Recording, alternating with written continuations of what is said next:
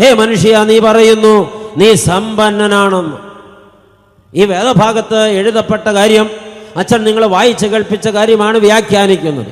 ഹേ മനുഷ്യ, നീ പറയുന്നു നീ സമ്പന്നനാണെന്ന്, എനിക്കൊന്നിനും മുട്ടില്ലെന്ന്.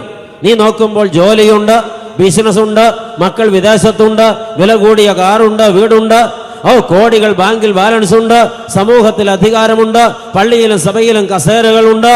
എന്നാൽ കർത്താവ് പറയുന്നത് കേൾക്കുക, നീ നിർഭാഗ്യവാൻ, നീ അരിഷ്ടൻ, നീ ദരിദ്രൻ, നീ കുരുടൻ, നീ നഗ്നൻ. ഇത് കർത്താവിന്റെ കാഴ്ച, ഇത് കർത്താവിന്റെ വീക്ഷണം, ഇത് കർത്താവിന്റെ വിലയിരുത്തൽ, ഇത് കർത്താവ് പരിശോധിച്ച് ബോധ്യപ്പെട്ട സത്യം. ഞാൻ എന്നേയും എന്നെ കുറിച്ച് നനയ്ക്കുന്നതല്ല, ഞാൻ എന്നേയുമെന്ന് സ്വർഗം വിളിച്ചു പറയുന്നു.